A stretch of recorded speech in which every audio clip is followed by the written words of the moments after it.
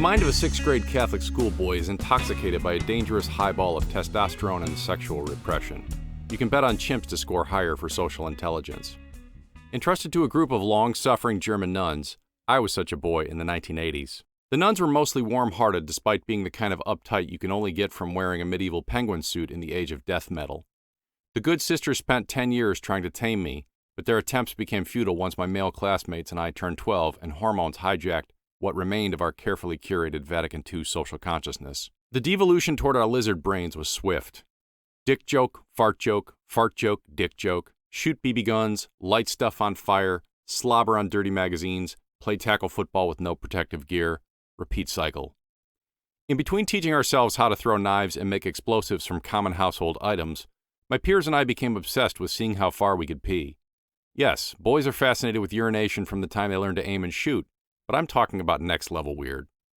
In 6th grade, we used to climb trees to see who could shoot farther or who could make it 20 feet to the ground with an unbroken stream. Sometimes we'd put targets down below. The tinkle frenzy gained momentum at school where the boys' bathroom had a dozen old-style floor-to-chest urinals side by side. Their size offered lots of surface area to hone our aim. The main action happened every day after recess when we were all in the john at once.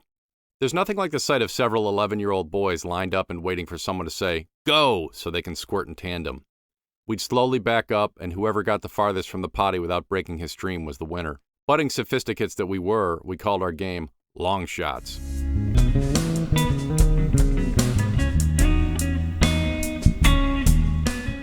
We never wasted an opportunity to compete, even if there were only 2 of us in the head.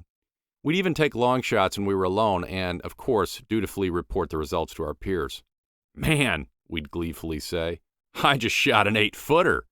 "Sweet man," the other kid would echo. Boys being boys, eventually a battle for supremacy arose between the 2 alphas of our class. I'll call them Bob and Sam.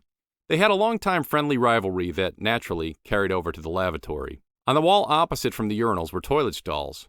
You were really cool if you could do your long shot backed into a toilet stall. Of course, you needed another boy to hold the door open for you, and God forbid if he was a smartass who closed the door on you midstream. Sam had been showing off for a while, routinely making it back into the stalls, then walking forward to the urinal before his unbroken stream was exhausted.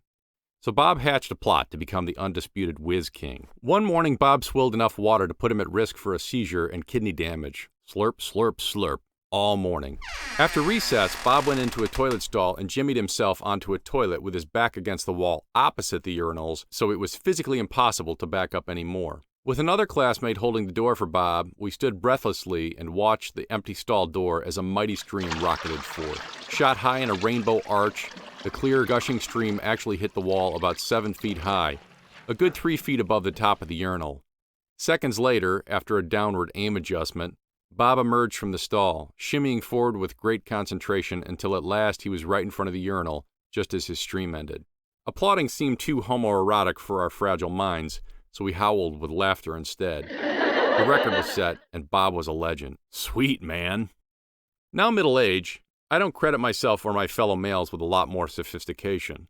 Sure, it's been years since I've had a pee contest, but that's probably because I'd otherwise have to forgo female companionship. My lizard brain is still intact, easily triggered to injudicious laughter if someone makes a fart joke in polite company. Boys turn to men, so we compete and chase status other ways. Not all is obviously crude, but some equally obnoxious. $500,000 sports car? Male breast implants? Equities fraud? How about warmongering? There's a 12-year-old boy somewhere behind all of those. Sometimes I wonder if there would be more peace in the world if our insecure male leaders agreed to handle conflict a little more honestly. Like 6th graders, they could just whip it out and go for distance. You went the farthest? Congratulations! You win! Now, skip war and famine and get back to class, Johnny. I suppose that's a long shot.